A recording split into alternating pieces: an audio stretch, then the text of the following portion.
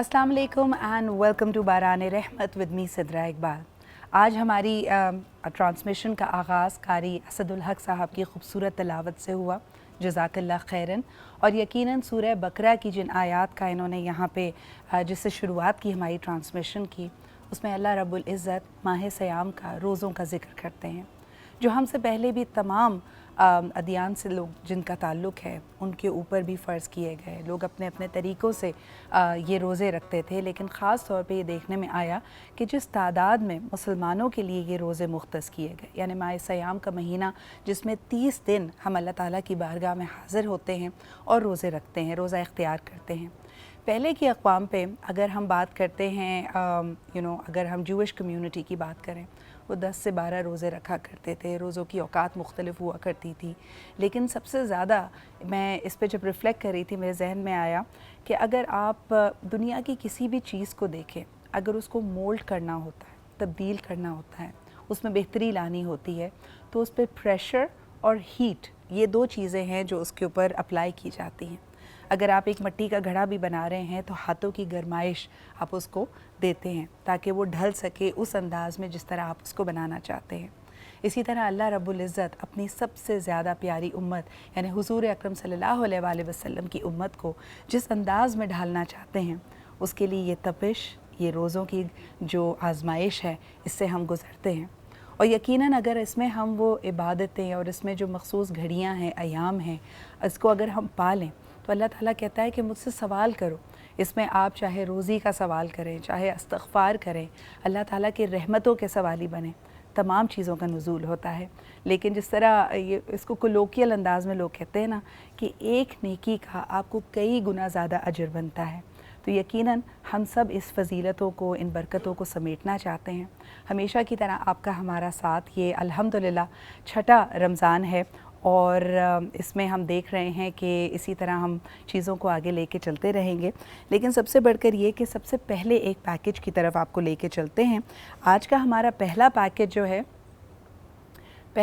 जो हमारा है वो दुनिया भर में जो मुख्तलिफ़ रोज़ों के अयाम हैं, यानी उसके जो औक़ात हैं, कहाँ पे सबसे तवील तरीन रोज़ा मुसलमान इख्तियार कर रहे हैं, इसकी बात की जाएगी। फिर इसके अलावा कौन से वो ममालिक हैं जहाँ पे रोज़े की औक़ात मुख्तसर तरीन है। आइए देखते हैं। दुनिया में मुख्तलिफ टाइम जोन्स होने की वजह से रमज़ानुल मुबारक में कई ममालिक में रोज़े का दौरानिया इंतहाई मुख्तसर और कहीं गैर मामूली तौर पर तवील है। अहम बात यह है कि इस साल दुनिया के ज़्यादातर ममालिक में रमज़ानुल मुबारक ठंडे मौसम में आ रहा है, जिसमें पाकिस्तान के कुछ शहर भी शामिल हैं। इस साल सबसे तवील रोज़ा फिनलैंड, ग्रीनलैंड और आइसलैंड के मुसलमान रखेंगे। इन ममालिक में रोज़े का दौरानिया 17 घंटे का होगा। इस साल सबसे मुख्तसर तरीन रोज़ा चिली के मुसलमानों का होगा, जहां दौरानिया सिर्फ 12 घंटे के करीब है। इसके अलावा न्यूजीलैंड, अर्जेंटाइन और जनूबी अफ्रीका में मुख्तसर रोज़ा होगा। पाकिस्तान और भारत में रोज़ा तकरीबन 13 घंटे का होगा, जो रमज़ान के इख्तिताम तक 14 घंटों तक जाएगा। जी जनाब आली, तो अगर आप पाकिस्तान में हैं और आज आपका पहला रोज़ा है, आपको पता है इंटरेस्टिंगली हम हमेशा ये कहते हैं कि अगर रुयत नहीं होती तो ये बात एक तरह से कंट्रोवर्सी बन जाती है, इख्तिलाफ़ का बायस बनती है।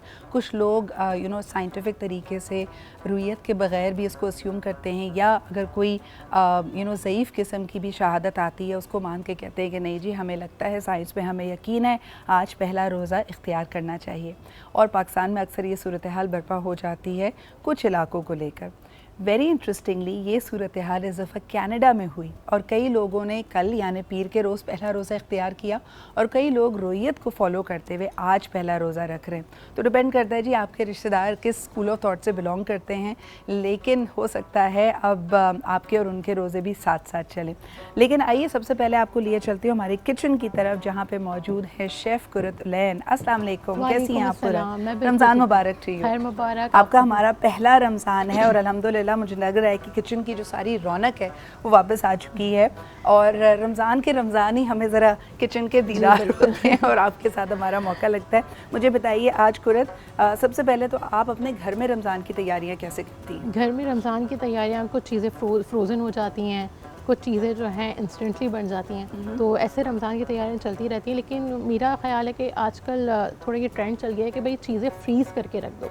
लेकिन थोड़ा अगर आप फ्रेश बनाएं तो उसकी खुशबू, उसका टेस्ट ही अलग होता है। तो आपको थोड़ी सी मेहनत करनी चाहिए। और रमज़ान वैसे भी इबादत का महीना है, तो इतनी ज़्यादा आप लोग इसमें खाने पीने के उसमें नहीं लगा करें, इबादत क्या क्या कहते करें। हैं, लेकिन हमारे यहाँ अल्हम्दुलिल्लाह अल्लाह ताला ने ये जो हमें मौका दिया है, देखिए आम दिनों में हम भी नफल रोज़ा रखने की बिल्कुल, कोशिश सही बात करते हैं, कोई 1 रख पाता है, कोई 5 रख पाते हैं, लेकिन ये जो पूरे महीने की इबादत है ये आसान हो जाती है क्योंकि हम इसको बतौर उम्मत के रख रहे होते हैं। बिल्कुल सही कह रही तो हैं। मुझे ये बताएं कि कई जगह पे मुझे बड़ी क्यूट इस दफ़ा कंटेंट लगा, सेलिब्रिटी शेफ्स लाइक योरसेल्फ, आप लोगों ने कहा ये जो मसाले बना के रख लें, कुछ चटनियाँ बना लें, कुछ ख़ास चीज़ें जो आपने जैसे कहा ना कि फ्रोज़न भी अगर हैं तो अपनी कन्वीनियंस के लिए कुछ प्री कुकिंग करके रखें। जी, बिल्कुल। उसमें कुछ मशवरे दें कि आपकी फ़ेवरेट चटनी कौन सी है? आज मैं आपको बहुत ही मज़ेदार सी इमली खट्टी मीठी चटनी बनाना चाहूँगी। पहले रोज़े को आप बना के ना पूरे रमज़ान इसको एंजॉय करिएगा। मेरा तो गला बैठा हुआ है यार, मैं तो नहीं खा सकती अच्छा, इमली की चटनी। इसमें हम सोड भी डालेंगे तो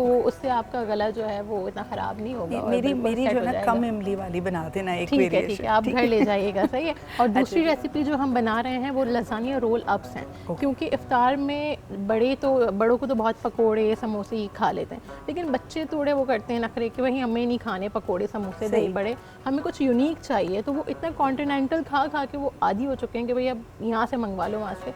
लेकिन अब आप लोग को फ़िक्र करने की ज़रूरत नहीं है, महंगी चीज़ें मंगवाने की ज़रूरत नहीं है। अब हम आप लोग के लिए रेस्टोरेंट स्टाइल डिशेस रोज़ाना लेके आएंगे। कोई एक डिश ऐसी होगी कि रेस्टोरेंट स्टाइल हो, जिससे बच्चे भी खुश हो जाएं, बड़े भी खुश हो जाएं। कुरत, मुझे ये बताओ कि मैं हमेशा जानना चाहती थी कि क्योंकि लजानिया आप उसको जब लेयर अप कर देते हो या रोल अप्स बनाते हो, उसके बाद कई दफ़ा ये थोड़ा सा बेक भी होता है। जी। तो इसको भी हम अल डेंटे ही छोड़ते हैं जिस तरह बाकी पास्ता को रखते हैं? जी बिल्कुल, इसको हम 80% तक बॉईल करते हैं, 100% नहीं करते। हाँ। क्योंकि वो बेक होता है तो और ज़्यादा कुक हो जाता है, तो पूरा और कुक हो कुछ जाता है। लोग जब ये बेकिंग के लिए डालते हैं तो ये लजानिया स्ट्रिप्स बहुत सख्त हो जाती हैं और ड्राई भी, तो उसके लिए कोई टिप दो? आप बॉईल करते हुए सॉल्ट और ऑयल ज़रूर डालें। ओके, ठीक है। और ऊपर जब लजानिया आप लगाएं ना शीट्स, तो उसके ऊपर हल्का सा ऑयल ब्रश कर लें साइड्स में, तो वो हार्ड नहीं होंगी। ज़बरदस्त। अच्छा कुरत, मुझे यहाँ पे स्ट्रॉबेरीज भी नज़र आ रही हैं। अच्छा, स्ट्रॉबेरीज का क्या बनना पड़ा है? स्ट्रॉबेरी से बड़ी मज़ेदार आज हमारे पास जामे शीरी मौजूद है, जिससे हम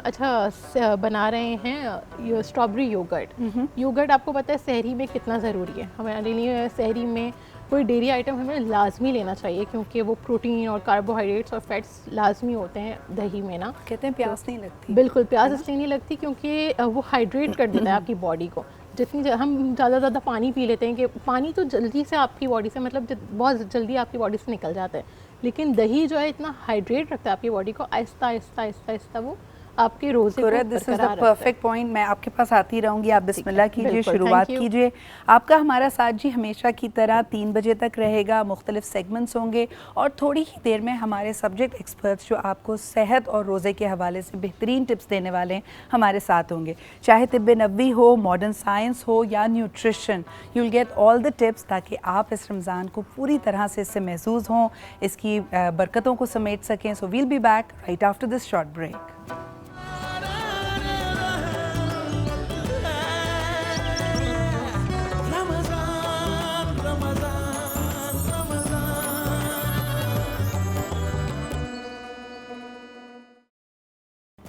एंड वेलकम बैक। आप देख रहे हैं बाराने रहमत और रोज़ा और सेहत के सेगमेंट में आप सबको खुशामदीद। हमारे साथ मौजूद हैं हमारे ज़बरदस्त मेहमान, और आइए सबसे पहले आपको उनसे इंट्रोड्यूस करती हूँ। हमारे साथ मौजूद हैं doctor Rahima Sheikh. Thank you Rahima for being here. आप ही के साथ तशरीफ़ रखते हैं आगा अब्बास साहब। थैंक यू आगा साहब आपकी भी मौजूदगी का। इसके अलावा जी हमारे साथ मौजूद हैं doctor Usma Hamid. Thank you उस्मा आपके अब आने का भी।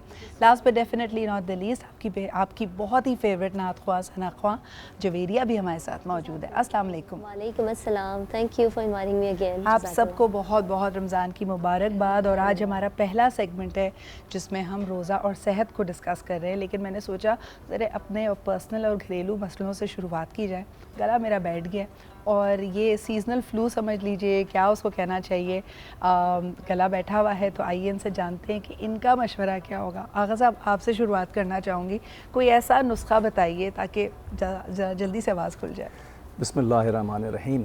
अब देखिए, इस वक्त तो आप कोई चीज़ खा नहीं सकती क्योंकि रमज़ान चल रहे हैं, तो मैं बहुत ही आसान नुस्खा बताता हूँ। अगर आप किसी बच्चे को अभी भेज के, ये चूना मिलता है ना, 10 रुपए की थैली मिलती है चूने के पानी की, उसमें चूना होता है, पानी भी होता है, बस उसको हिला के थोड़ा सा और कप में रख दें और फिर उसके बाद पानी ऊपर आ जाएगा, चूना नीचे बैठ जाएगा। उस पानी को 2 उंगलियों से यूँ करके और गले पे लगा लें। अच्छा। एक तो वो नज़र भी नहीं आता, लेकिन वो उससे आपकी ये जो आवाज़ है ये ठीक होना शुरू हो जाएगी और मेरे ख्याल में 1 घंटा लगेगा, 50% तो आराम आ जाएगा। अच्छा, ये बताएंगे जो इतना गला एकदम बैठ जाता है और इसको कहते हैं आजकल हमारे यहाँ जैसे ड्राई कॉफ़ बहुत ज़्यादा हो रही है, बलगम नहीं है लेकिन खुश्की बहुत ज़्यादा है, इसके लिए बेहतरीन हल क्या है, इसको प्रिवेंट करने का भी और अगर हो जाए तो उसको सही करने के लिए?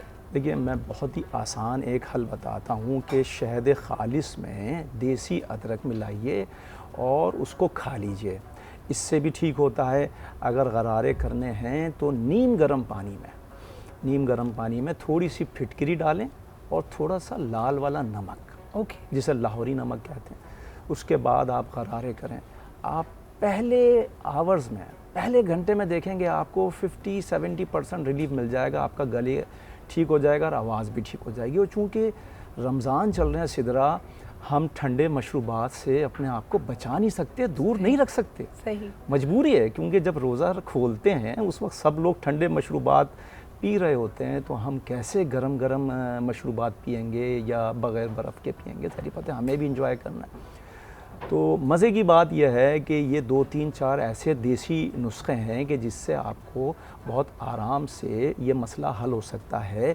टॉफ़ी की तरह से अगर मोलेठी को, टॉफ़ी की तरह से मोलेठी का इतना सा पीस अगर गले में रख लें और अपने मुंह में रख लें, उससे भी गला ठीक हो जाता है।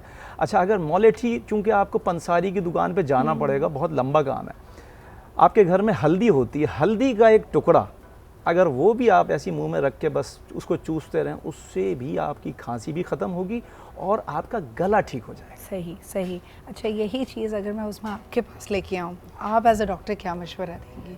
सिद्रा, एक तो ये है कि अभी अगर हम कराची की बात करें तो सीज़न एकदम पिछले हफ्ते सर्दी थी, अभी एकदम से दोबारा गर्मी आ गई है, ट्रांजिशन हुआ है। दूसरा ये कि ये वायरल और सीजनल भी हो सकता है, तो इसमें सबसे पहले तो ये है कि ठंडे मशरूबात से थोड़ा सा कोशिश करें बचें।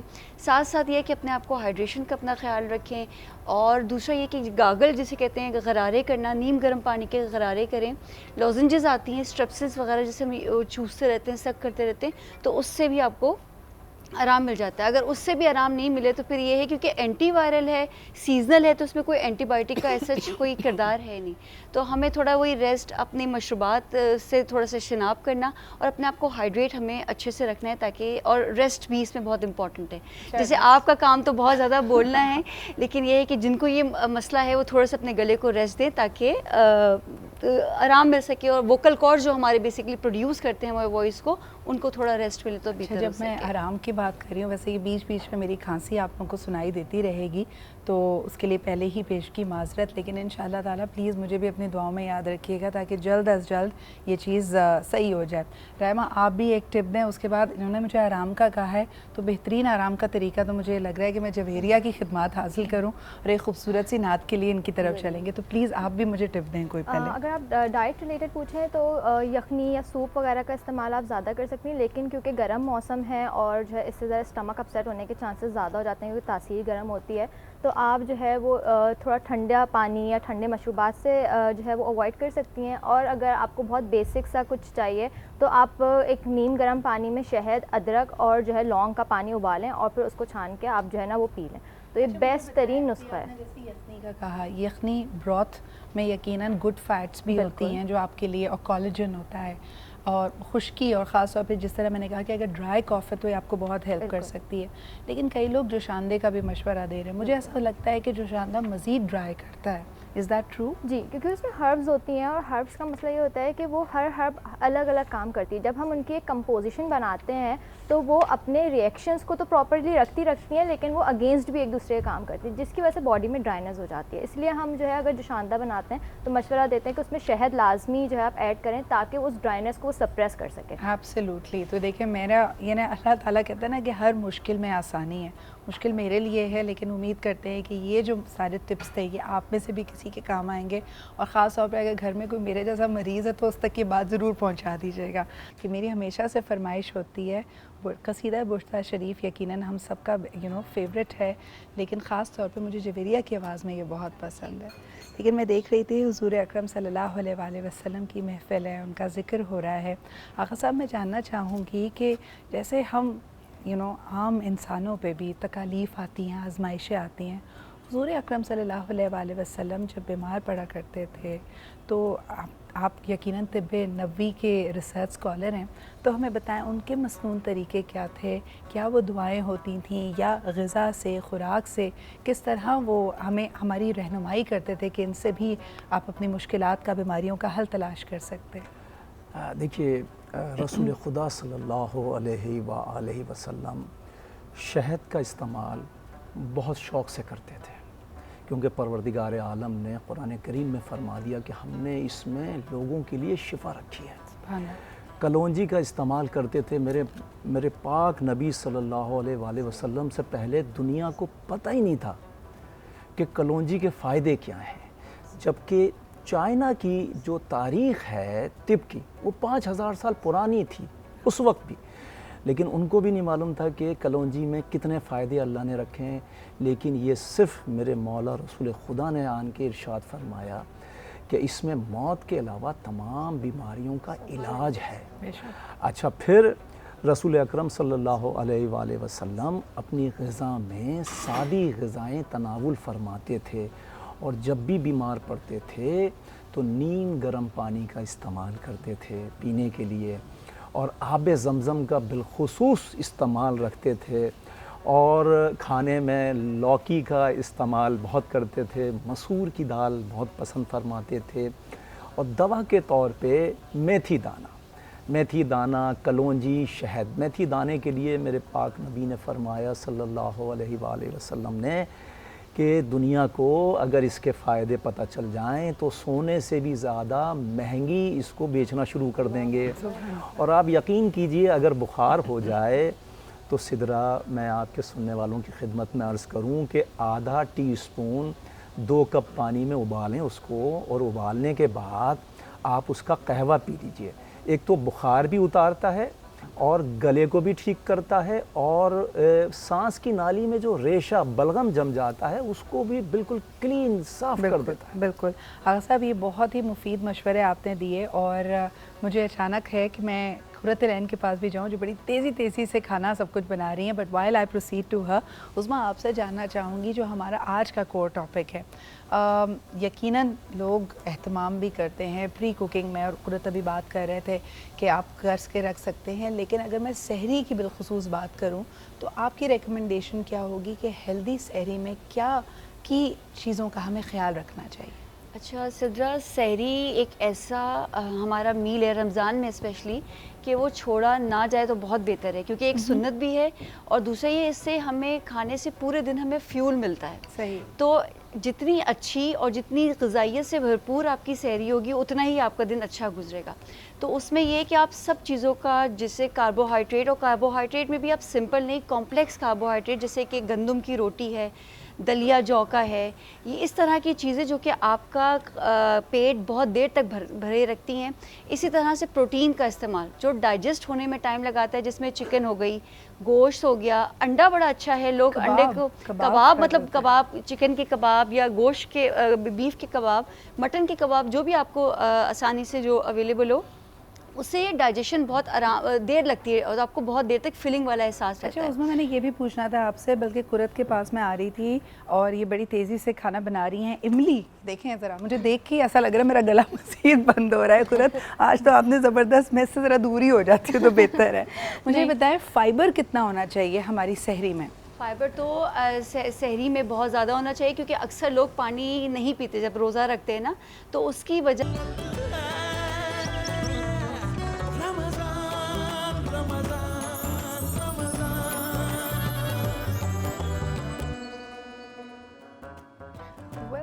Back after the break. अच्छा जी, हमेशा की तरह कुछ नए मेहमान हमारे साथ हैं।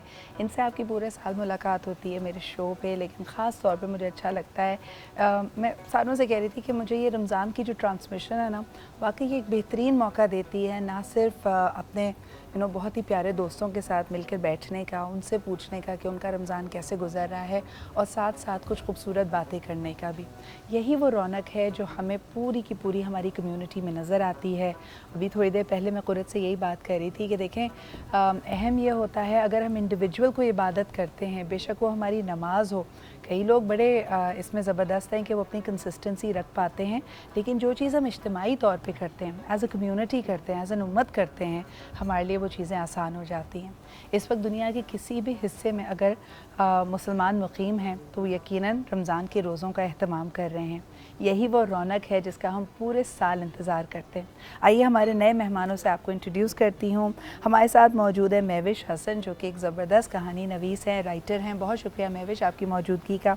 आपके साथ तशरीफ़ रखते हैं Adeel Azhar. Thank you Adeel for making time for us. And we also have with us doctor Tahira. बहुत शुक्रिया, हमेशा की तरह ताहिरा हमारे साथ हैं, और एक बहुत ही खूबसूरत सी इनकी अपनी इनिशिएटिव्स है ब्लेसिंग्स होम के नाम से, जहाँ पे ऐसे बच्चे जिनके वालिदैन का साया उनके सर पर नहीं है, उनकी परवरिश की जाती है, उनकी तरबियत की जाती है, और उनको बेहतरीन माहौल प्रोवाइड किया जाता है। तो मैं यकीनन चाहूँगी कि जो लोग मदद करना चाहें वो ज़रूर आगे आएँ CDRS के लिए भी, और ताहिरा से उसका रब्ता कर सकते हैं। ताहिरा, मुझे बताएं कि हम तमाम लोगों से बात करते हैं और हम उनसे पूछ रहे होते हैं कि जी रोज़े के हेल्थ बेनिफिट्स क्या हैं, इमोशनली हमें ऐसा लगता है हमारा दिल हल्का हो जाता है। I want to ask you कि हमारी मेंटल हेल्थ पे रोज़ों का क्या असर पड़ता है? देखिए, अगर हम रोज़े के स्पिरिट की बात कर रहे होते हैं, उसकी रूह की बात करते हैं, तो उसका मेंटल हेल्थ पे बड़ा एक अच्छा इम्पैक्ट आता है।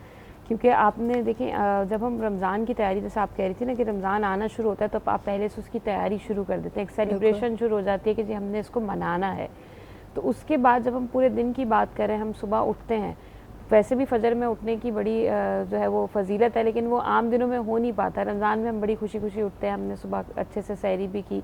सहरी में भी अमूमन लोग कोशिश कर रहे होते हैं कि शुरू के कुछ रोज़े तो हर बंदा बड़ी हेल्दी फूड चॉइसेस ले रहा होता है कि जी दही भी ज़रूर खाना है ताकि दिन में मुझे प्यास ना लगे। तो वो आप एक अच्छा सा एक ऐसी ग़ज़ा खाते हैं जिसके अंदर न्यूट्रिशन ज़्यादा होती है कंपैरेटिवली।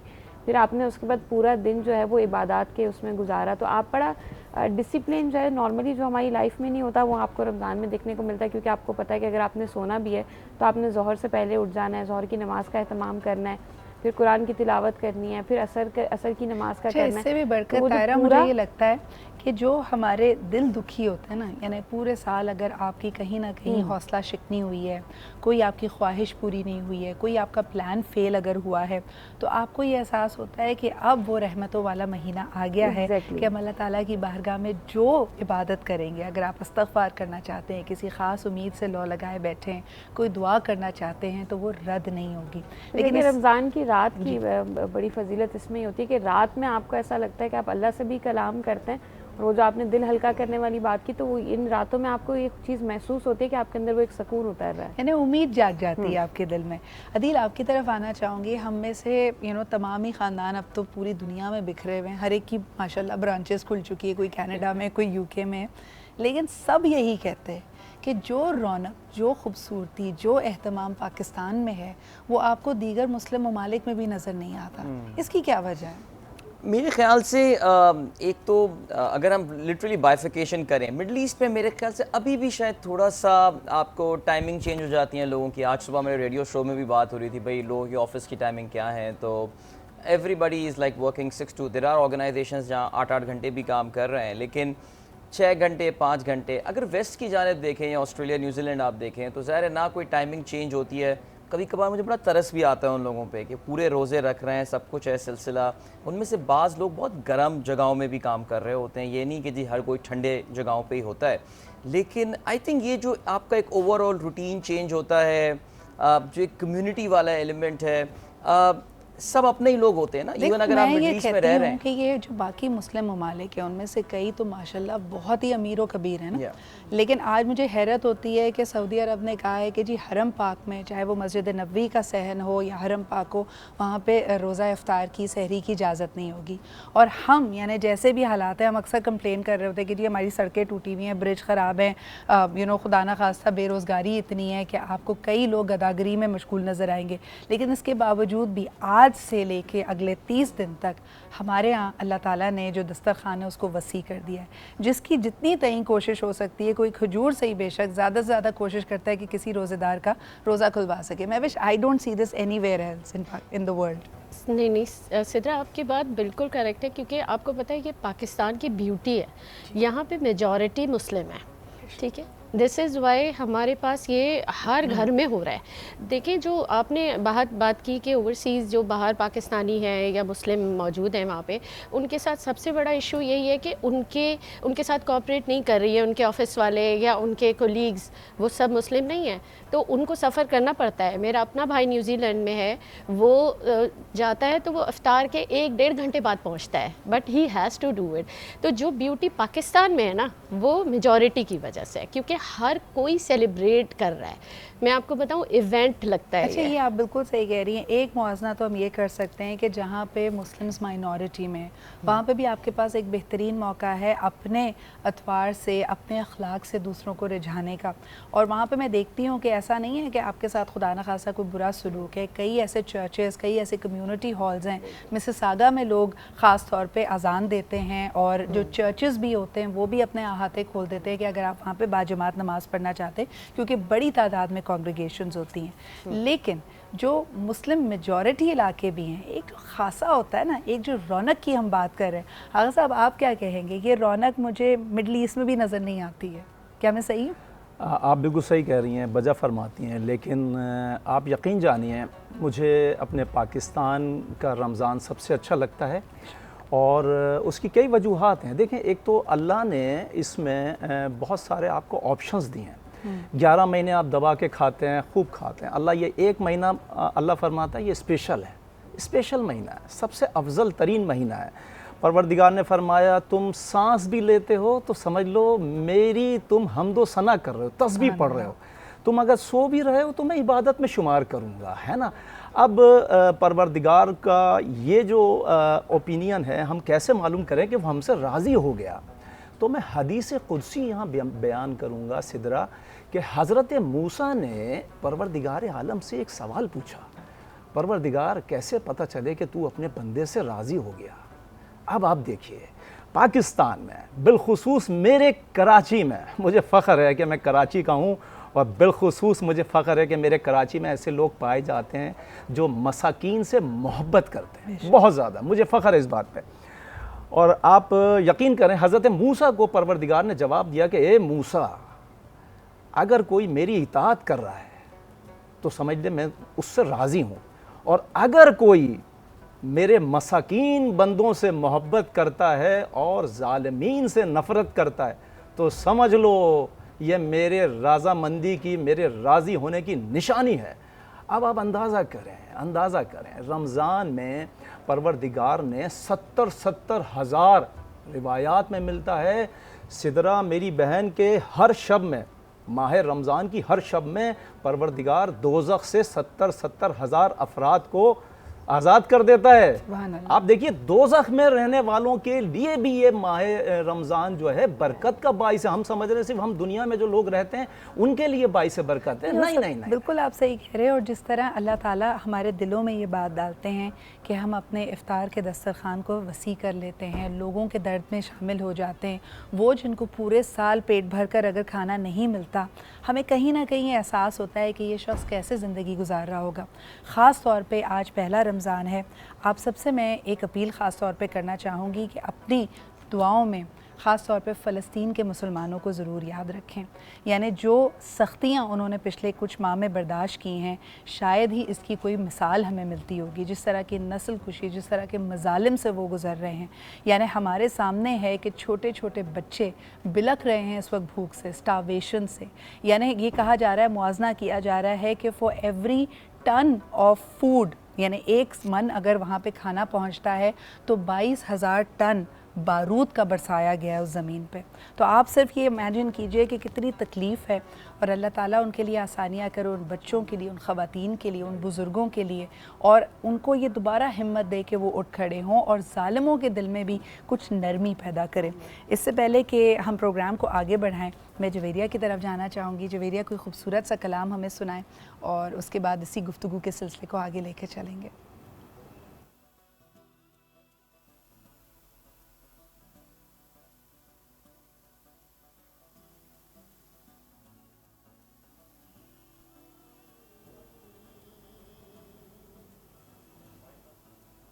जी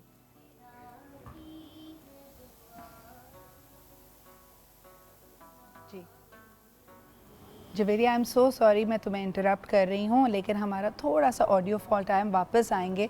मैं दिल आपकी तरफ आना चाहूँगी। ये जो इमेजेस, हम कहते हैं ना कि दिल सख्त इस तरह से हो जाते हैं या हम इस दुनियावी ज़िंदगी में इतने मशगूल हो जाते हैं, ये इमेजेस आ रहे हैं लेकिन उस तरह असर कर रहे हैं जैसे पहले कर रहे थे। ये तो आई थिंक जो डिसेंसिटाइजेशन जो एक स्टेज होती है आपकी, ज़ाहिर है वो उस चीज़ के हवाले से मेरे ख्याल से आ गई है।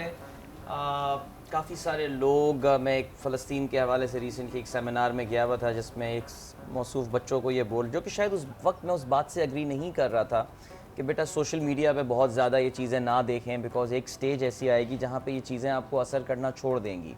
मेरे ख्याल से I think not just us but all across the world, वो जो आपको एक चीज़, because there so many news आती रहती हैं, फिर हर ख़बर की सर्टन शेल्फ लाइफ होती है, लेकिन वाकई फ़लस्तीन के लोगों का, मैं अभी आप जब बात कर रही थी तो वही इमेजेस रोज़ाना आपके सामने आते हैं, बिकॉज अब तो वहाँ पे कहत की सी सूरत हाल है जो आपने लेकिन अदील मैं कहती हूँ, क्योंकि ये महीना आता है हमारे ईमान को तरोताज़ा करने के लिए, क्या लेवल है, यानी छोटे छोटे बच्चे बग़ैर एनेस्थीसिया के, अगर खुदा न खास्ता उनका आर्म एम्पुटेट किया जा रहा है, उनके ज़ख्मों पे उस वक्त स्टिचेस लगाए जा रहे हैं, वो कुरान हकीम की तिलावत कर रहे हैं, आँखों से आंसू जारी हैं, लेकिन वो तकलीफ़ का मदावा भी अल्लाह के कलाम में तलाश कर रहे हैं। उस लेवल पे हम शायद ईमान के पहुँच ही नहीं सकते इस वक्त, जिस वक्त जो इस लेवल पे वो लोग पहुँचे हुए हैं।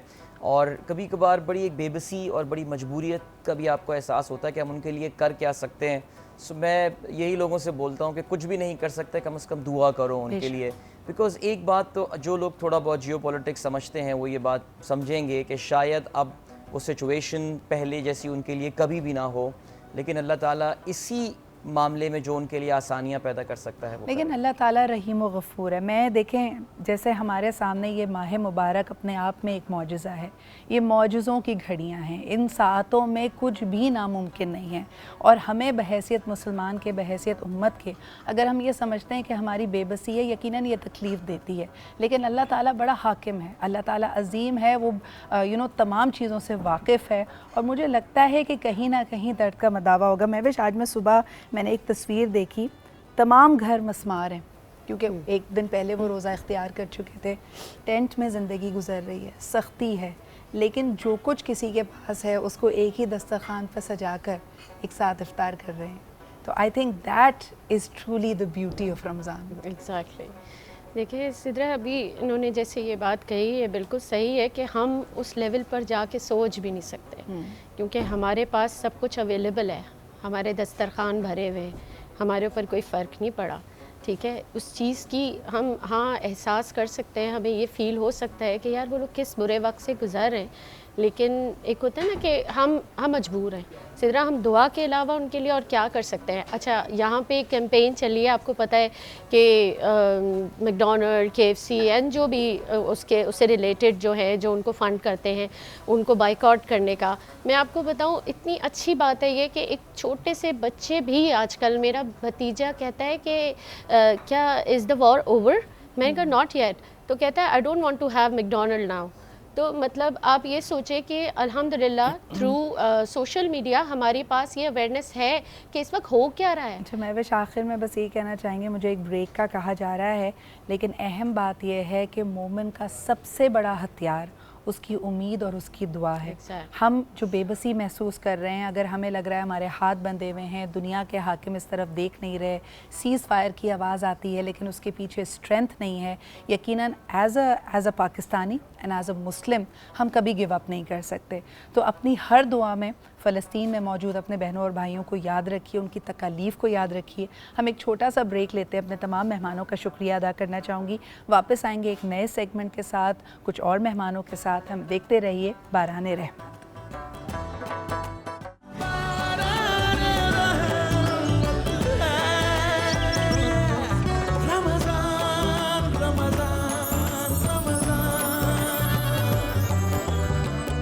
Welcome back after the break. आप देख रहे हैं बाराने रहमत। पहला रोज़ा इख्तियार किया हुआ है पूरे पाकिस्तान ने और मेरा गला काफ़ी अपसेट है, लेकिन आज सुबह से मैं आप लोगों की टिप्स ले रही हूँ और ख़ास तौर पे आपसे गुजारिश है कि दुआओं में याद रखें ताकि आवाज़ जल्दी से सही हो जाए।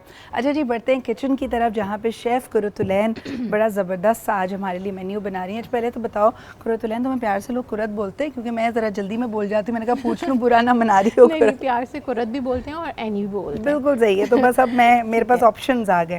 मुझे ये बताएं कि चिकन आप तैयार कर चुकी हैं और आपने बनाने हैं आज लजानिया रोल अप्स, तो what's the next step? Lasagna roll ups के लिए मैं आपको पहले रेसिपी वो कर दूं। पिज़्ज़ा सॉस मैंने डिश में लगा दी। फिलिंग के लिए मैंने क्या किया, मैंने ऑयल डाला, जो हमने डालडा का यूज़ किया है। आपको पता है जहाँ मामता वहाँ डालडा, लेकिन जो माई नहीं है वो भी डालडा यूज़ कर सकती हैं कि और बहुत सेहतमंद होता है ये ऑयल। और फिर मैंने ऑयल डाला, प्याज डाली, उसको फ्राई किया, सौते किया, बट चिकन डाल दिया, लहसुन डाल दिया, उसको फ्राई अच्छा, किया। मैंने देख रही हूँ कि यहाँ पे तुमने ख़ास तौर पे क्यूब्ड बोनलेस चिकन का यूज़ किया है। इसमें स्ट्रिप्स भी यूज़ कर सकते हैं, कीमा भी यूज़ कर सकते हैं। आप कीमा यूज़ कर सकते हैं, स्ट्रिप्स नहीं यूज़ कर सकते। बिल्कुल छोटे छोटे क्यूब्स इसलिए मैंने किए हैं ताकि वो कीमे की शेप में आए। और फिर मैंने जो है फिलिंग में ऑल पर क्रीम यूज़ की है, क्योंकि बहुत ही, मैं सहरी में भी खाती हूँ। आप क्या खाती हैं सहरी में? कि बहुत अच्छी लगती है पराठे के साथ। डांट खाती हूँ अम्मी से बहुत सारी। और ऑल पर्स क्रीम यूज़ की मैंने, फिर इसमें ऑल पर्स का ही मिल्क यूज़ किया। उसके बाद मैंने इसको मिक्स किया। ये तकरीबन रेडी है। थोड़ी सी क्रीम मैं और डालूँगी।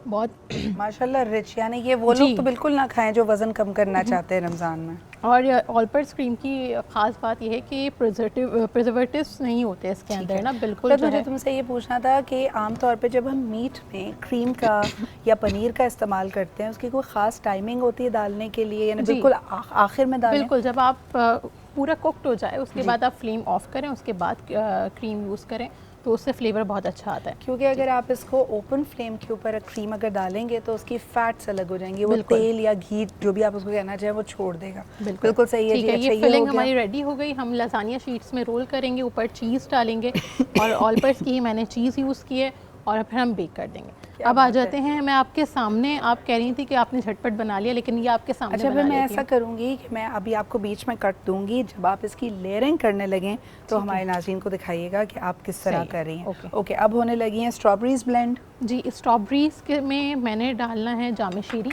ओके। जामे शीरी आपको पता है कितना रिफ्रेशिंग होता है। मेरी तो इफ्तार जामे शीरी के बगैर जो है ना इनकम्प्लीट है, इतना ज़्यादा रिफ्रेशिंग है। अच्छा, कोई पूरे साल भी ना पीता हो ना, रमज़ान हो ही नहीं सकता है कि आप जामे शीरी ज़रूर चाहिए।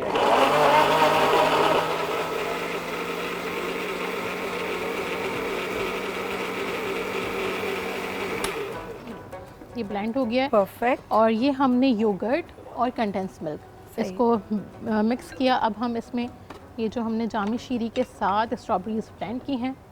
अच्छा, मुझे लगता है ये ख़ास तौर पे उनके लिए जिनको मीठा थोड़ा तेज़ पसंद है। अगर आपको लगे कि मीठा आपके लिए ज़्यादा है तो अगर मैं कंडेंस मिल्क ना चाहूँ तब मैं दही में भी सिर्फ कर सकती हूँ। दही में भी, क्योंकि जामी शीरी में और मिठास है। तो अच्छा, ये स्पेशली मैंने बच्चों के लिए बनाया है क्योंकि बच्चे योगर्ट ना इतने शौक से खाते नहीं हैं, तो वो थोड़ा अट्रैक्टिव लगेगा उन्हें और थोड़ा रिफ़्रेशिंग भी लगेगा, तो वो आपसे बार बार मांगेंगे सहरी में ज़रूर। अच्छा, मैं ये देख रही हूँ कि इसी रेसिपी को अगर आप चाहें तो आप स्मूदी के तौर पे भी इस्तेमाल कर सकते हैं। आप मज़ीद इसके अंदर अगर कटी हुई स्ट्रॉबेरीज डाल के आप इसको मीठा भी बना सकते हैं। जी बिल्कुल, है ना। और हमने जेली रेडी की हुई है। अब आपने कब्स देखे, ये जेली के साथ मैंने डेकोरेट की है। अब इसमें हम योगर्ट फिल करेंगे और जेली के साथ डेकोरेट कर क्या देंगे। बात है। सो आप I come back to you for final ठीक है। प्लेटिंग, लेकिन अब मैं बढ़ती हूँ हमारे मेहमानों की तरफ। सबसे पहले जी हमारे पास जो ज़बरदस्त हमारे उलमा का पैनल है, जिस तरह कि आपको पता है कि इस सेगमेंट में आपके मुख्तलिफ सवालों के जवाब भी दिए जाते हैं, एक हम इस्लामिक टॉपिक भी रखते हैं जिसके बारे में मज़ीद जानना चाहेंगे। तो आइए सबसे पहले मैं आपको पैनल से इंट्रोड्यूस करती हूँ। हमारे साथ मौजूद हैं हम सब की फेवरेट फ़रहाना अवैस साहिबा। बहुत बहुत शुक्रिया फ़रहाना जी, रमज़ान मुबारक टू यू। आप ही के साथ तशरीफ़ रखते हैं मौलाना इमरान हैदर साहब। बहुत शुक्रिया आपकी भी आमद का, thank you very much for being here. हमेशा की तरह इस रमज़ान में भी हमारे साथ मौजूद होंगे अल्लामा ज़ुहैर आबदी भाई।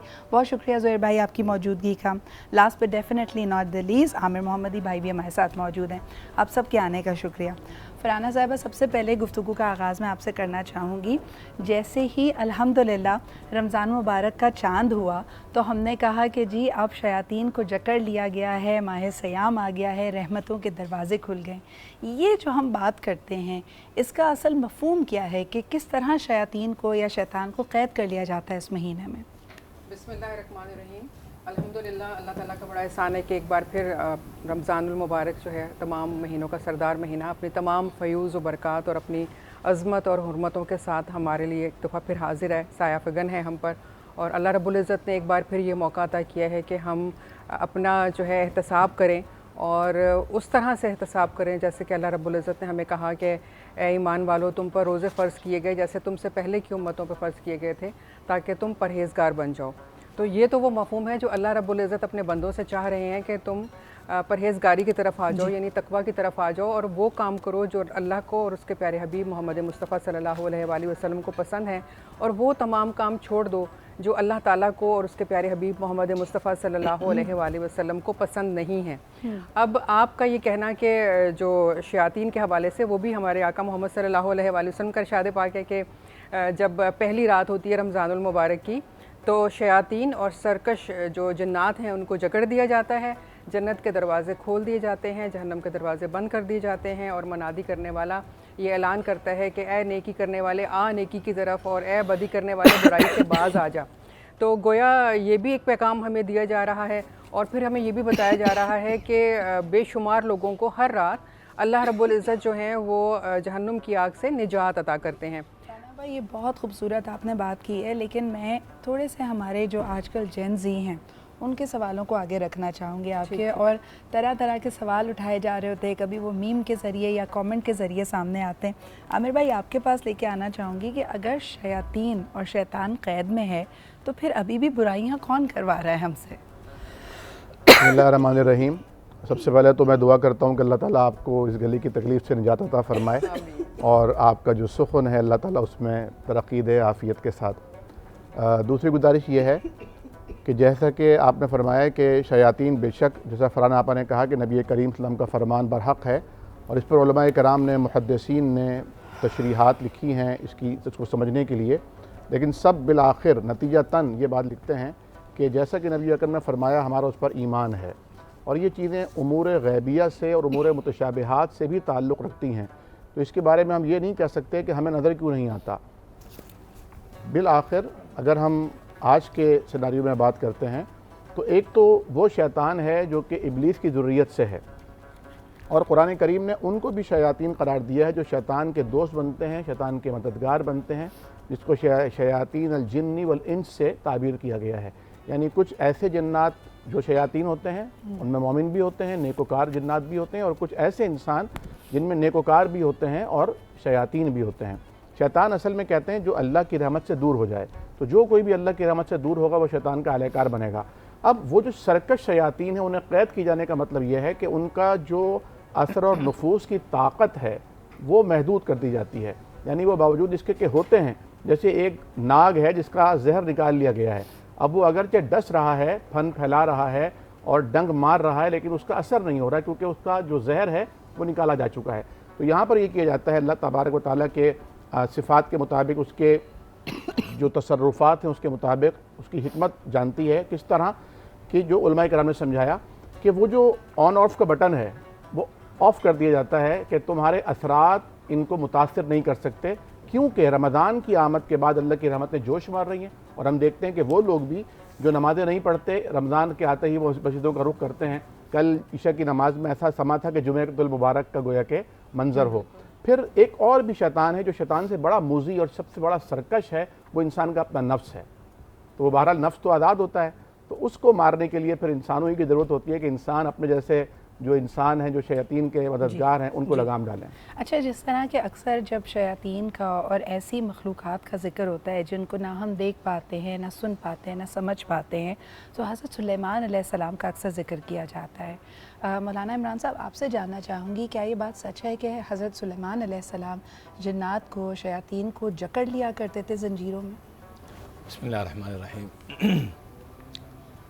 अल्लाह ताला ने यकीनन हज़रत सुलेमान अलैहिस्सलाम को ऐसी बादशाहत अता फ़रमाई थी कि जो इंसानों के साथ साथ जिन्नात पर भी थी।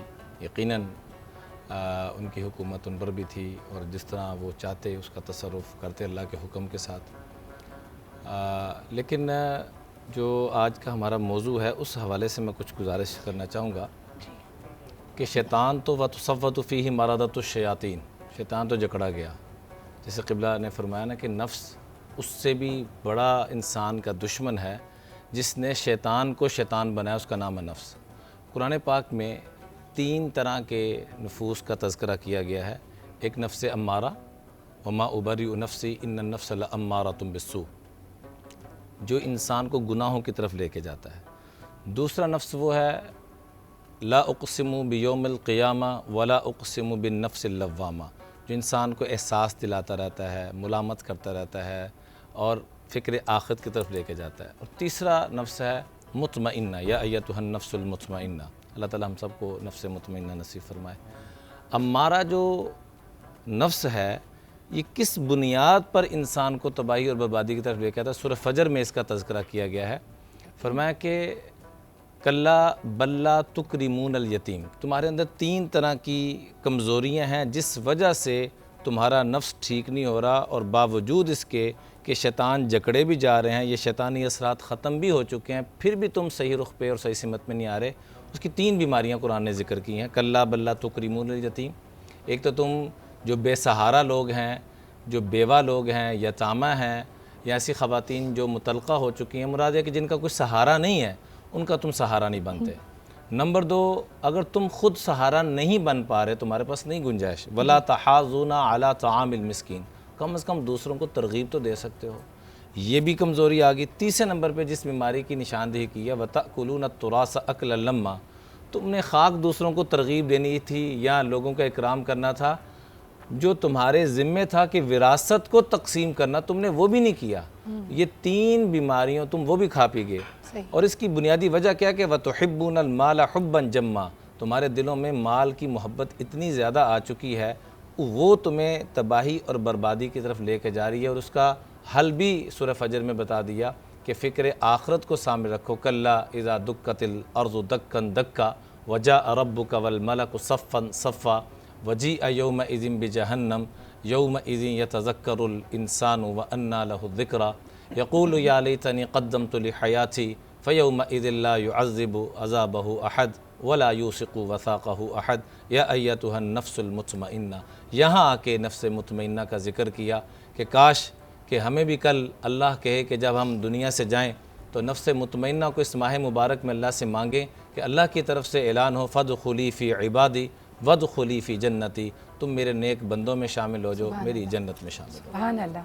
अच्छा, जैसे आपने यहाँ पे बड़ी प्यारी बात की कि नफ्स को मुतमईन करने का रास्ता भी अल्लाह ताला ने बताया कि किस तरह अगर लौ लगाई जाए, अल्लाह की तरफ रुजू किया जाए और माल को जमा करने की जो मोहब्बत है वो हमारी कम हो।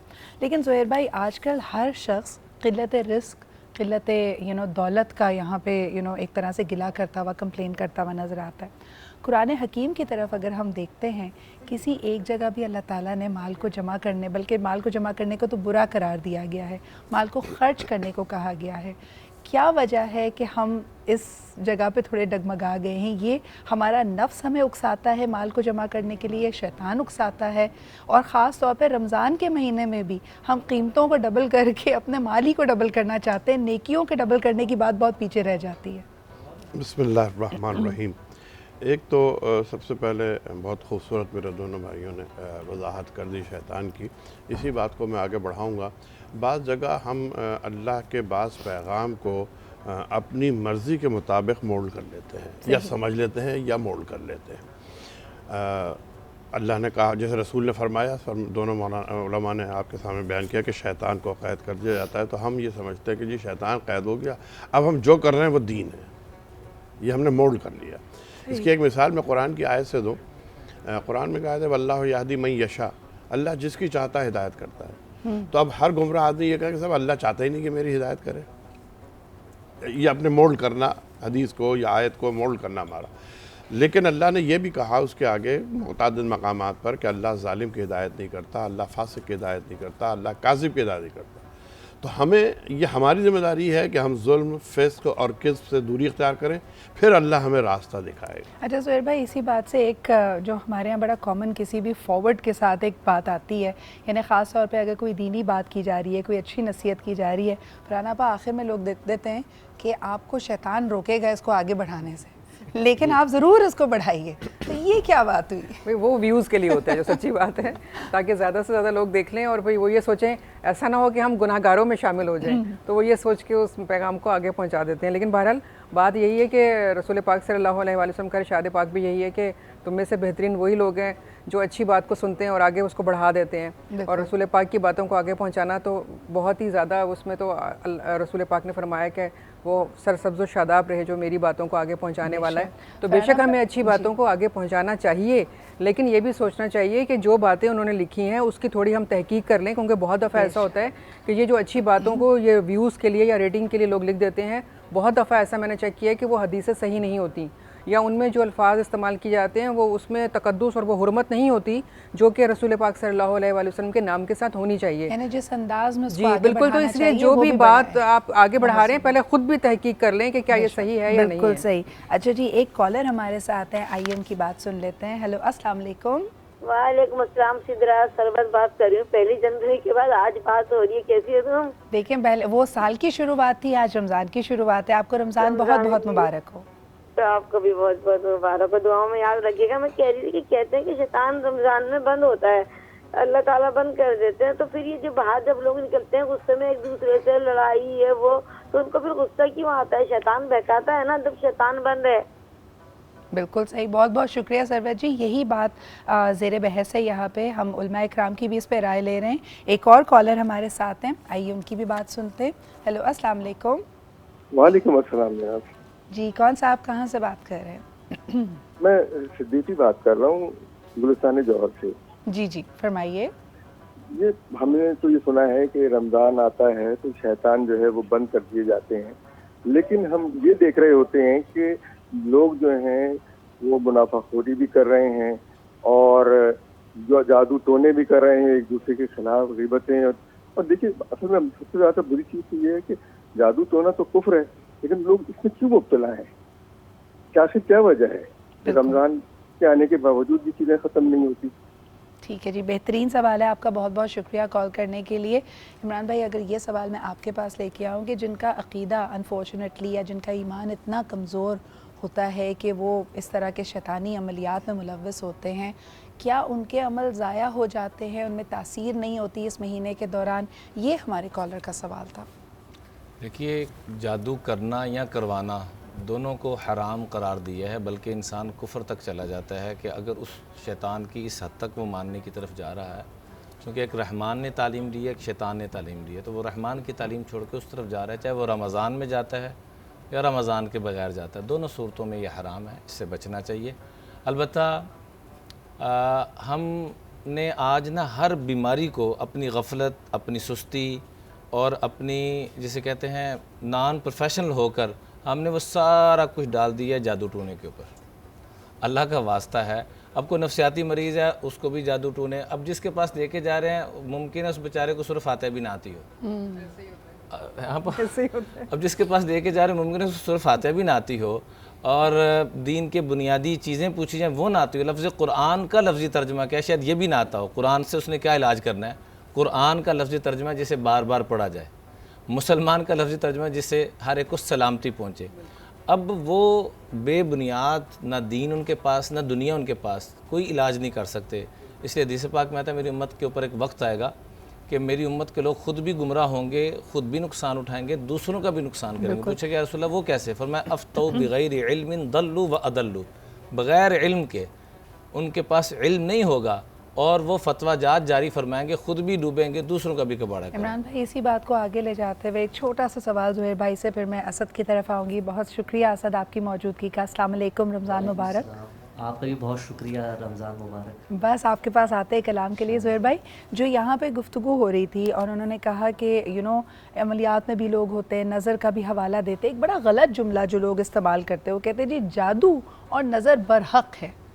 ये आपने मेरी तस्हीह की थी कि जुमला कहना भी गलत है, क्योंकि देखें हक़ तो सिर्फ अल्लाह ताला है, लेकिन ये हम ज़द आम पे क्यों सुनते हैं कि जी जादू नज़र बरहक है? असल में ये गलतुल आम लफ्ज़ हो गया। जादू बरहक है से मुराद ये होती है जादू होता है जी, यानी इसका होना हाँ।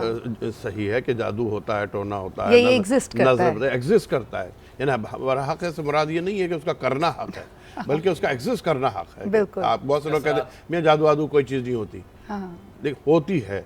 अब ये और एक बात है कि यानी हमने बरहक के लफ्ज़ी मायने को ही बदल दिया या हम नहीं समझ वो जो मैं अभी आपसे जो कह रहा था ना कि हम मोल्ड कर देते हैं मानी को और हदीस को, और फिर वो गलतुल आम में इस्तेमाल होते होते फिर जहन में तो नहीं आता वो, यानी लफ्ज़ बरहक इस्तेमाल हो रहा है, लेकिन सुनने वाला और बोलने वाला दोनों के जहन में ये बात है कि इससे मुराद उसका वजूद बरहक है, बल्कि होना नहीं। यानी वो एग्जिस्ट करता है, इसका मतलब ये नहीं है कि वो हक पर है। तभी अल्लाह ताला बार बार कहते हैं कि हमें ऐसे उलूम में अपना वक्त सर्व करना चाहिए जो फ़ायदा देने वाले उलूम हो। ये काले इल्म एग्जिस्ट करते हैं, इनका वजूद है, इनका असर है, लेकिन अल्लाह ताला इन तमाम गुनाहों से हमें हमारी एक तरह से हिफाजत फरमाए। गुफ्तगू का सिलसिला वहीं से वापस लेके आगे बढ़ते हैं। मेरे ख़्याल में एक नज़र हम किचन में भी डाल लें। क़ुर्रतुल ऐन की तैयारियां मुकम्मल हो चुकी है, तमाम प्लेटिंग हो गई है। क़ुर्रत, आपने बोला था बस मुझे ये लज़ानिया रोल बनाना सिखा दें। जी, अगर तो वो हमारे कैमरामैन इस पर फोकस कर सके, आप लेयरिंग शुरू कीजिए और ज़रा बताती भी चाहिए कि हम क्या क्या ठीक है। लज़ानिया स्ट्रिप्स लेनी है, फिर आपने फिलिंग जो आपने रेडी की थी ऑल पर स्क्रीम के साथ उसको हमने इस तरह रोल अप करना है। अच्छा, इसको होल्ड करने के लिए क्या हमें कुछ करना पड़ेगा? जैसे तुमने तो इसको वो भी नहीं किया ना, कोई टूथपिक वगैरह से होल्ड नहीं किया? वो बहुत इजीली होल्ड हो रहा है। आप नीचे ना ऑयल ग्रीस कर लेंगे ना तो वो स्टिक भी नहीं होगा और आपसे होल्ड भी इजीली हो जाएगा। सही है। तो वो टूथपिक की नहीं, जब पूरी पट्टी रोल कर चुके हैं तो आखिर में कोई कुछ उसको सील नहीं करना, कुछ नहीं बिल्कुल सील नहीं करना, ये ओपन ही नहीं होगा। आपने जो ये देखिए मैं अभी आपको करके दिखा रही हूँ। सुपर। ये जो एंड वाला पार्ट होगा ना, ये इसको आपने नीचे ही रखना है, ऊपर नहीं रखना ताकि वो ओपन ना हो। सही है, गॉट इट। और ये भी बेक भी होगा? जी, ये बेक होगा। हमने इसमें चीज़ ऐड करेंगे। ये हमने श्रेडेड चीज़ ऑल पर्स की यूज़ की है और अब हम इसको चीज़ डाल के चिली फ्लेक्स डाल के बेक कर देंगे। ये रेडी है। आपने देखा हमने जामे शीरी से कितने मज़े के ये देखिए, ये बाइट साइज भी हैं। They look so pretty, so beautiful, looking like a wow. Thank you. अच्छा जी, और ये इमली की चटनी रेडी है। अब जब आपका गला सही हो जाए ना तो बिल्कुल खानी है आपने। हाँ, ये बस अभी मैं सिर्फ देख सकती हूँ इमली की चटनी। ये कुछ ज़्यादा ही जुल्म हुआ है आज मेरे साथ, लेकिन थैंक यू सो मच कुर्रत। आज आपने पहली दफ़ा हमारे किचन को रौनक दी है और यकीनन ज़बरदस्त आपने रेसिपीज़ बनाई हैं। So we have these shorts जो कि स्ट्रॉबेरी और जामे शीरी से बनाए गए हैं। इसके अलावा लज़ानिया रोल अप्स थे जो अब बेकिंग के लिए जाने लगे हैं। आखिरी जो खूबसूरत सी तस्वीर है अब आपको मिल जाएगी, सोशल मीडिया पे इसकी पूरी रेसिपी होगी। हमें ज़रूर ट्राई करके बताइएगा कि आपको कैसे पसंद आई और रोज़ाना इंशाल्लाह ताला क़ुर्रतुल ऐन बेहतरीन रेसिपीज़ आपके सामने लेके आएंगे जो बच्चों के लिए भी बहुत हेल्दी होंगी। और हमारी जो ख़वातीन देख रही हैं आज उनके लिए मज़ेदार चटनी लेके आई हूँ। रोज़ाना आपको ख़वातीन सिर्फ चटनी खा लें, है ना? वो सिर्फ चटनी खा लें, उनको हेल्दी खाने की क्या ज़रूरत है? और उनकी बनती भी है। बिल्कुल सही कह रही हैं। चले जी, एक छोटा सा ब्रेक लेते हैं। We are going to be right back. Keep watching Barane रहमत।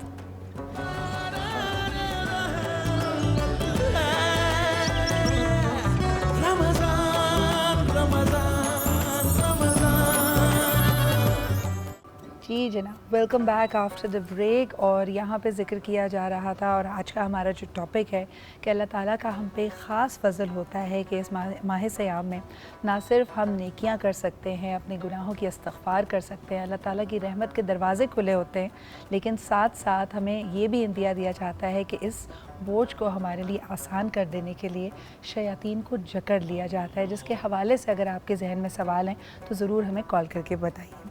आमिर भाई, एक मेरे जहन में सवाल आ रहा था और मैं एक दौरा कुरान की एक लेक्चर सुन रही थी, तो उसमें सूरह 3 का ज़िक्र हुआ जिसमें हुज़ूर अल्लाह ताला ने इंसान को तशबीह दी है कल्ब से, यानी एक जानवर से, एक कुत्ते से, कि यहाँ पे क्या यानी इसका मकसद क्या था कि यानी जिस तरह उसकी ज़बान लटक रही होती है, अगर मफ़हूम में देखूँ आयत का ये है, इसकी क्या वजह थी और ये किस तरफ इशारा कर रहे हैं? अभी ब्रेक में जाने से कबल जो गुफ्तगू चल रही थी कि इंसान को पैसे की हवस ने, माल जमा करने की हवस ने कहीं का नहीं छोड़ा है जी। और कभी कभी तो ऐसा लगता है कि शैतान शायद उस पर देखकर रश करता होगा कि ये तो मेरी ड्यूटियाँ ये निभा रहा है। और आपने भी कहा कि रमज़ान में ज़ख़ीरा अंदोज़ी वगैरह वगैरह। देखिए, कुरान करीम फ़ुरक़ान हमीद इंसान के लिए एक ज़ाब्ता हयात है और इसका असल मौजू भी हज़रत इंसान है जी। और अफसोस की बात यह है कि हम कुरान को सवाब के लिए तो पढ़ते हैं, लेकिन इसके रहनुमाई लेने के लिए नहीं पढ़ना चाहते, क्योंकि ये दुश्वार गुज़ार अमर है।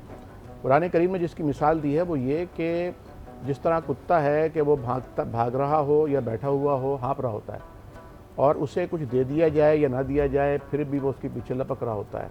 तो वही इंसान की मिसाल कभी कभी हो जाती है कि अल्हाकुमुत तकासुर हत्ता ज़ुरतुमुल मक़ाबिर, तुम्हें कसरत की हवस ने हलाक कर दिया, यहाँ तक कि तुम्हारी मुलाकात अपनी कब्रों से हो गई और तुमने कब्रों की ज़ियारतें कर ली। तो जो असल चीज़ है वो ये कि देखिए, रोज़ा जो है वो कम खाने कम सोने का नाम है। और अभी एक सवाल आया था कि रमज़ान में लोग गुस्सा कर रहे होते हैं और कहते हैं भाई उसको रोज़ा लग गया है, तो शैतान तो कैद होता है और शैतान को कहा गया है कि ये आग से है और गुस्सा आए तो पानी पीकर उसे बुझा दिया जाए या वज़ू कर लिया जाए, खड़ा है तो बैठ जाए। तो रोज़ा असल में जो हैवानी हमारे अंदर जो जज्बात हैं, जिसमें क़ुव्वत ग़ज़ब है, क़ुव्वत शहावत है, रोज़ा रखने से इंसान जब कम खाता है तो वो कम हो जाती है, मांद पड़ जाती हैं। तो होना ये चाहिए कि हम रोज़े की हालत में एक आइडियल मुसलमान या आइडियल इंसान हो, लेकिन हम गोया रोज़ा रखकर अपने घर वालों पर या पूरे माशरे पर नऊज़ुबिल्लाह अल्लाह पर एक एहसान कर रहे होते हैं। हालांकि ये अल्लाह सुब्हानहू व तआला का एहसान है कि उसने अपनी अजीम इबादत, वो इबादत कि जो रोज़ा रखने वाले को अल्लाह के करीब करती है और कहती है कि रोज़ा मेरे लिए रखा है तो अजर भी मैं दूंगा, फरिश्तों को मैं नहीं बताएगा कितना अजर किसके रोज़े का है। बिल्कुल। तो इसमें तो हमें ये चाहिए, अल्लाह के नबी सल्लल्लाहु अलैहि वसल्लम ने फरमाया ना कि एक साहबी नसीहत के लिए आए कि मुझे नसीहत कीजिए, फरमाया ला तग़दब, गुस्सा ना करना। उन्होंने इसको बहुत मामूली ख्याल किया, दोबारा कहा या रसूल अल्लाह मुझे नसीहत कीजिए, फरमाया ला तग़दब, गुस्सा ना करना। उन्होंने कहा ठीक है जी, कोई अच्छी कोई बड़ी नसीहत कीजिए। आपने फिर फरमाया ला तग़दब, गुस्सा ना करना। यानी गुस्सा हर बीमारी की, बुराई की, शर की, फसाद की जड़ है। फिर आप देखिए कि नबी अकरम सल्लल्लाहु अलैहि वसल्लम ने फरमाया जब कि किसी का झगड़ा हो जाए और वो रोतेदार हो और वो हक़ पर भी हो, मज़लूम भी हो, वो झगड़ा कर ही नहीं सकता क्योंकि उसका रोज़ा है। उसे सिर्फ इतना कहने की इजाज़त है इन्नी साइमुन, मैं रोज़ेदार हूँ। यानी मेरे सिर्फ मैदे का, ग़िज़ा की नाली का या मुंह का ही रोज़ा नहीं है, बल्कि सर से लेकर पैर तक मैं अल्लाह की इताअत फरमाबरदारी में हूँ। गोया वो ऊँट हूँ जिसकी नाक में नकील डली है। मुस्लिम की जो तारीफ़ की गई उससे उसका मालिक जहाँ जी चाहे ले जाए, जब जी चाहे बिठा दे, जितना दिल चाहे भूखा रखे, प्यासा रखे, जितने लंबे सफ़र पर चाहे चला। आमिर भाई, इसी बात को आगे लेके चलें कि अगर हम अपने आप को देखते हैं तो अल्लाह ताला ने जो उसकी मखलूक़ात हैं उसमें एक तवाज़ुन रखा है। कुछ को ख्वाहिश दी है और कुछ को सिर्फ इबादत के लिए पैदा किया। जैसे फ़रिश्तों को ख्वाहिशात उनके पीछे, वो किसी डिज़ायर के पीछे नहीं भागते, वो इबादत करते, उनका पर्पस अल्लाह ताला ने यही बनाया है। दूसरी तरफ अगर आप दूसरी मखलूक़ात को, जानवरों को देखें तो यकीनन वो इंसान की आसानी के लिए हैं, लेकिन उनको सिर्फ ख्वाहिशात बख्शी हैं, उनके पास उनका कोई हायर पर्पस नहीं हो सकता। इंसान के पास वो वाहिद एक ऐसी मखलूक है, अल्लाह ताला की अशरफुल मखलूक़ात है कि उसके अंदर डिज़ायर भी है, लेकिन अब उसके ऊपर है कि अगर वो फ़रिश्तों जैसी ज़िंदगी गुजारना चाहता है तो अपने ख्वाहिशों के बजाय अपनी इबादत को फ़ौक़ियत दे, अपने पर्पस को फ़ौक़ियत दे। तभी आपके इर्द गिर्द कई आपको ऐसे लोग मिलेंगे जो कोई अच्छा काम करते हैं, हय्या अलल फ़लाह की तरफ बढ़ते हैं, दूसरों के लिए आसानियाँ पैदा करते हैं तो वो सिर्फ़ और सिर्फ उसको ऐन इबादत के तौर पे कर रहे हैं। अच्छा जी, एक बड़ी इंटरेस्टिंग बात मैंने ये देखा और इसी तरह के एक लेक्चर्स में की जा रही थी कि अल्लाह ताला ने इंसान के बारे में ये कहा है कुरान हकीम में कि हम में पेशेंस नहीं है, हम बहुत बेसब्रे हैं। और यकीनन ये जो महीना होता है ये हम में सब्र, डिसिप्लिन कंसिस्टेंटली लाने के लिए होता है। और दूसरी तरफ शैतान को जो टास्क मिला है, यानी उसने ख़ुद अपने लिए ये चुना है और अल्लाह ताला से मोहलत मांगी है कि मैं आपकी अशरफुल मखलूक़ात को यानी आदम और उसकी औलाद को मैं बहकाऊँगा, तो उसमें बड़ा पेशेंस भी है, वो बड़ा स्कीमिंग भी करता है, आहिस्ता आहिस्ता चीज़ों को डाल रखता है, आपके नफ्स को बार बार अपनी तरफ राग़िब करने की कोशिश करेगा।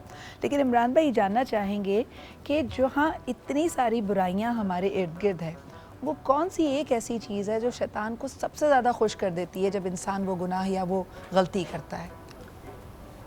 मेरा अक्सर ना जेल खाना जात में पूरे पाकिस्तान में अल्हम्दुलिल्लाह जाना होता है कैदियों से गुफ्तगू करने के हवाले से और कैसे उनको तौबा करवाई जाए। और वहाँ से जब वो निकले, जब मैं उनसे पूछता हूँ कि प्रैक्टिकल शैतान के उनके ऊपर ऐसे असरात है कि जिसकी वजह से वो दुनिया में ही एक जहन्नुम में चले गए, तो दो चीज़ें सामने आती हैं।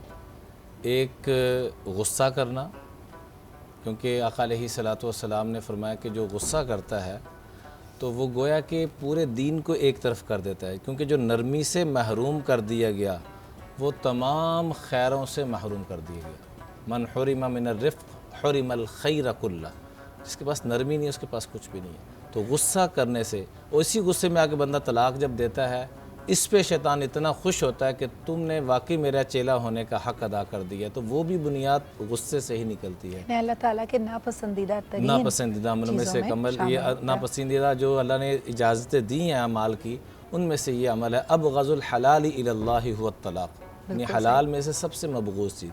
तो एक तो गुस्सा करना, दूसरा नंबर पे इंसान बुरे दोस्तों की संगत जब इख्तियार करता है। कुरान ने इतनी हसरत बहन किसी चीज़ पर नहीं ज़िक्र की जितनी कि इस चीज़ पर की है।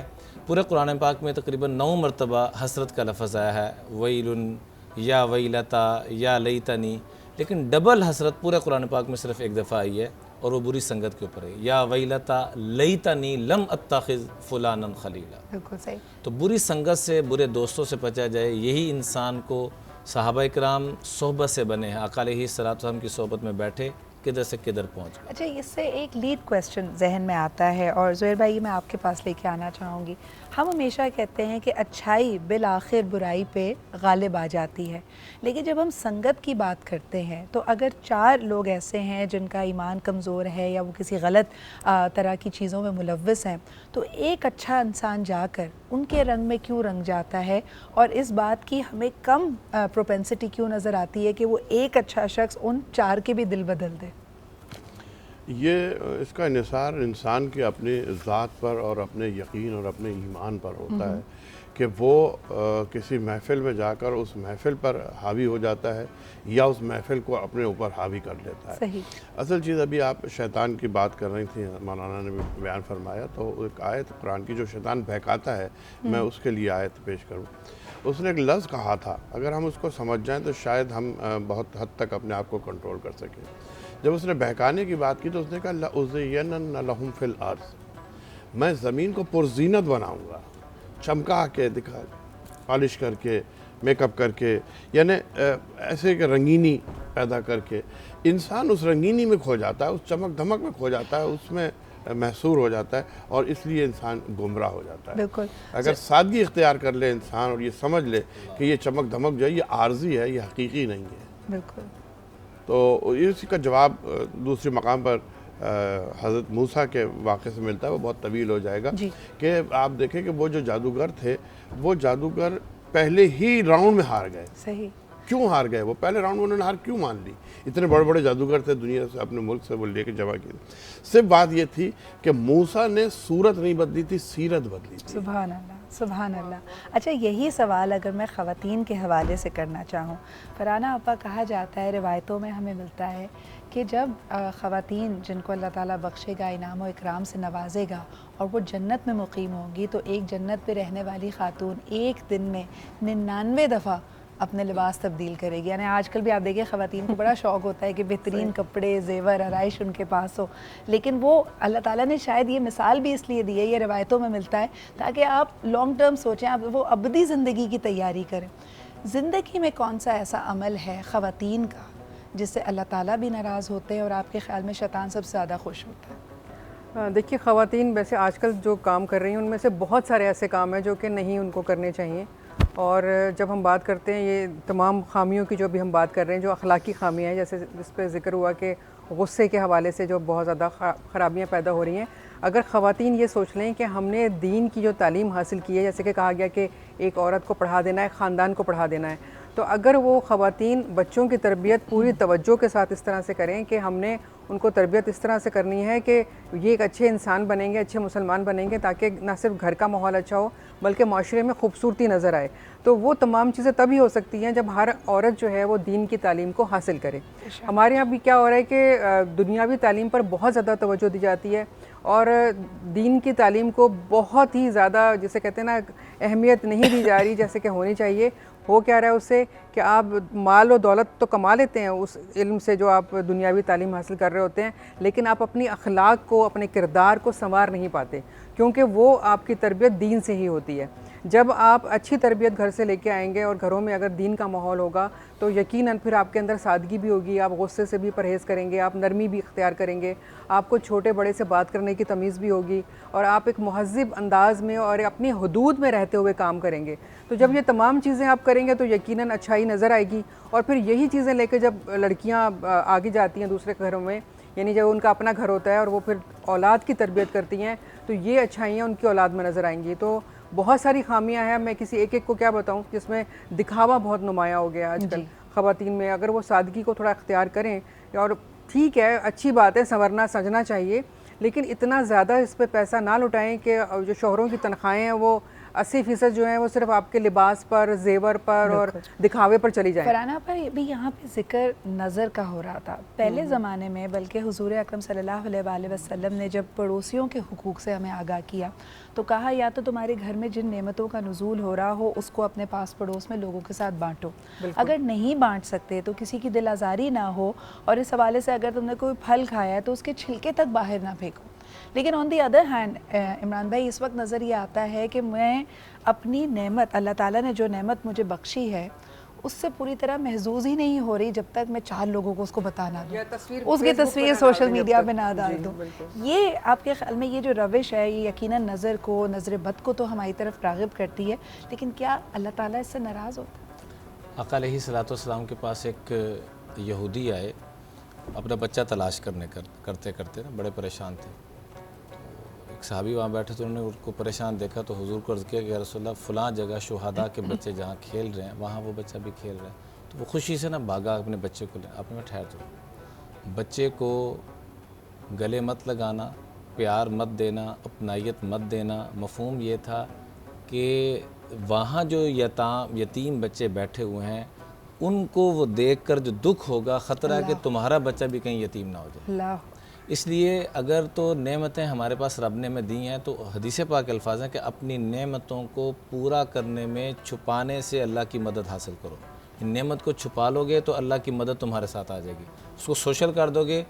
हज़रत यूसुफ़ अलैहिस्सलातु वस्सलाम को अल्लाह ताला कुरान पाक में जिसका तज़किरा कर रहे हैं कि उनके वालिद मोहतरम कह रहे हैं कि तुम चूँकि 12 भाई हो तो ला तदखुलू मिन बाबिन वाहिद, एक दरवाज़े से मत दाखिल होना, वदखुलू मिन अबवाब मुतफ़र्रिक़ा, मुख्तलिफ़ दरवाज़ों से दाखिल होना। तो ख़ुद हम नज़र लगाने वाले काम करते हैं, अपने आप को सोशल करते हैं और अना और ब्रांड्स की तरफ हम जाते जा रहे हैं। हालांकि कायनात में अल्लाह ने सबसे बड़ा जो ब्रांड बनाया वो इमामुल अंबिया अलैहिस्सलातु वस्सलाम को अंदर हसीन बनाना है। लक़द कान लकुम फ़ी रसूलिल्लाहि उस्वतुन हसना। एक और गुजारिश जो आपने आपस से बात की ख़वातीन के हवाले से, तो हुज़ूर अलैहिस्सलातु वस्सलाम ख़वातीन को मुखातब करते हुए 2 बीमारियों का आपा तज़किरा जो बड़ी मशहूर हदीस है, या माशरन निसा तसद्दक़ना व अक्सिरन मिनल इस्तिग़फ़ार, ऐ ख़वातीन सदका कसरत से दिया करो, रब से माफ़ी कसरत से मांगा करो। मैंने तुम्हारी अक्सरियत को जहन्नुम में जाते हुए देखा। तो ख़वातीन रोना शुरू होगी। तो रोते रोते खातून ने अर्ज़ किया, मालना अक्सर अहलिन नार, या रसूल इसकी वजह भी बयान फरमा दीजिए। तो आप अलैहिस्सलातु वस्सलाम ने फरमाया 2 चीज़ें हैं जिसकी वजह से तुम्हारी अक्सरियत जहन्नुम में जाएगी, तुक्सिरन लान व तकफुरन आशीर। कि एक तो तुम अपने वालिद के घर में हो या शोहर के घर में हो, सारी ज़िंदगी नेकियां होती रहें, कभी एक मौके पे कोई नेकी ना आ सके तो कहती मैं जब से इस घर में ही मैंने तो सुख का सांस नहीं लिया।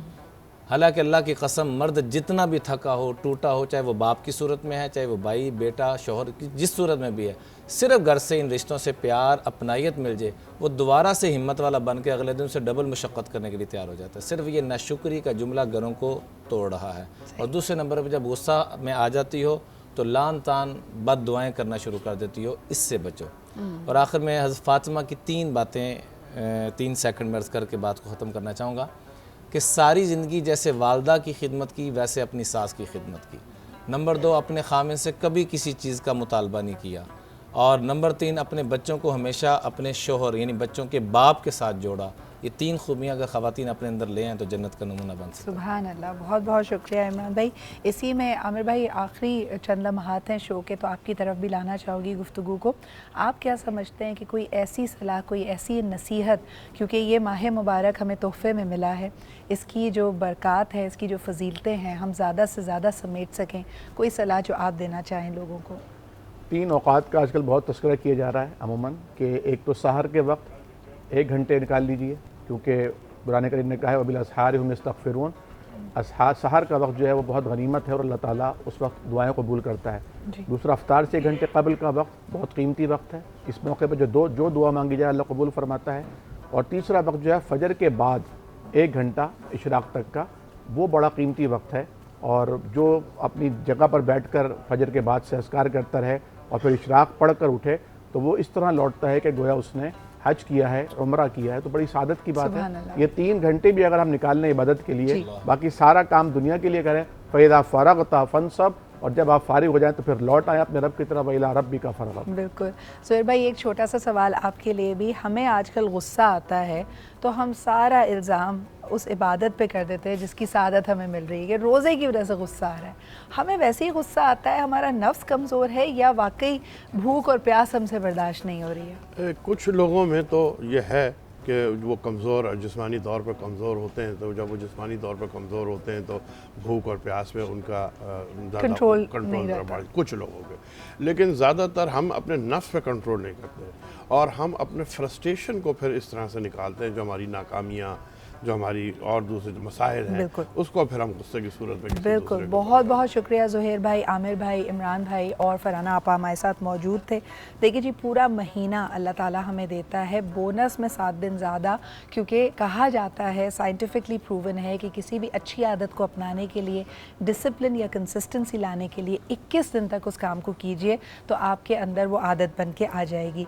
और अल्लाह ताला तो हमें पूरा महीना देते हैं, उम्मीद ये है कि आप इस महीने का भरपूर इस्तेमाल करेंगे, अल्लाह ताला की बरकतों को समेटेंगे। आपका हमारा साथ हर रोज़ इंशाअल्लाह ताला चांद रात तक 1 बजे से 3 बजे तक आज एंटरटेनमेंट और आज न्यूज़ पे रहेगा। हमारे साथ मौजूद होंगी शेफ़ कुर्रतुल ऐन, जिन्होंने आज भी खूबसूरत ज़बरदस्त रेसिपीज़ बनाई हैं, हेल्दी होलसम रेसिपीज़ ये लेके आएंगी। प्लेटिंग हो चुकी है। बहुत शुक्रिया कुर्रतुल ऐन आपका भी। और अब प्रोग्राम के आखिर में हमारे साथ मौजूद हैं गौहर भाई और असद अयूब, दोनों के हाथ में माइक हैं, तो एक खूबसूरत से कलाम के साथ अपनी इस ट्रांसमिशन जो प्री इफ्तार ट्रांसमिशन है उसको क्लोज़ करते हैं इंशाअल्लाह ताला बशर्ते सेहत और ज़िंदगी। कल आपसे फिर मुलाकात होगी। So over to you Gauhar भाई एंड असद।